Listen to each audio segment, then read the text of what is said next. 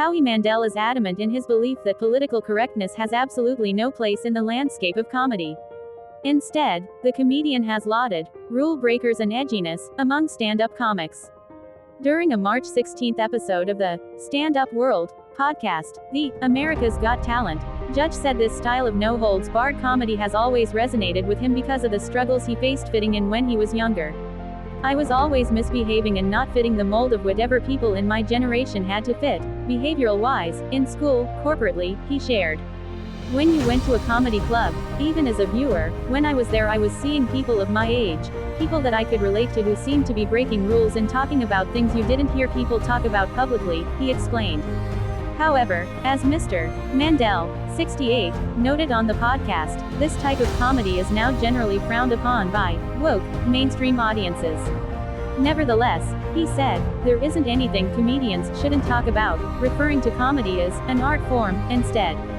Art, even if it's comedy, is a nonconformist kind of palette that we should have, he told podcast host Mike Binder. They started telling us there are certain colors you can't use. Mr. Mandel continued. If you're a painter, you shouldn't say, you could paint anything you want, but don't use black, don't use any yellows, and it's really not right to use blue. Art suffers. Regarding stand-up comedy, the television personality noted that the pendulum swung really far into the woke in recent years.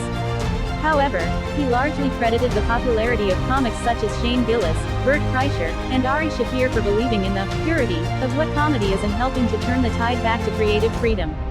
These people are bringing the pendulum back, and they're selling bigger numbers than anybody that is trying to conform to whatever you believe you need to conform to, he stated.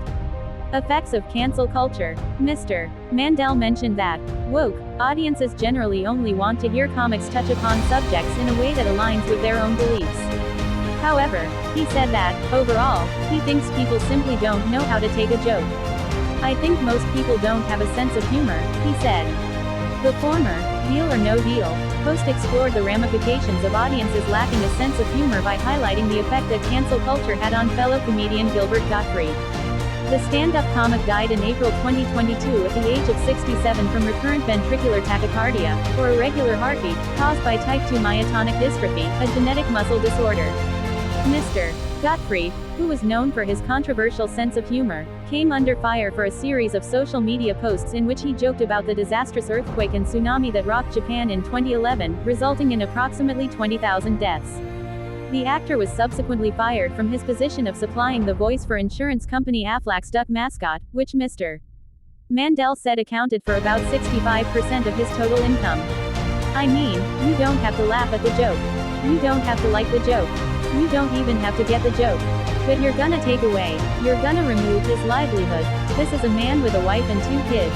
You're gonna just negate him for this joke that you don't like, that isn't even pointed at one particular person, the comedian remarked. Who is damaged by this? And who is ever really damaged by comedy? Ever, he queried.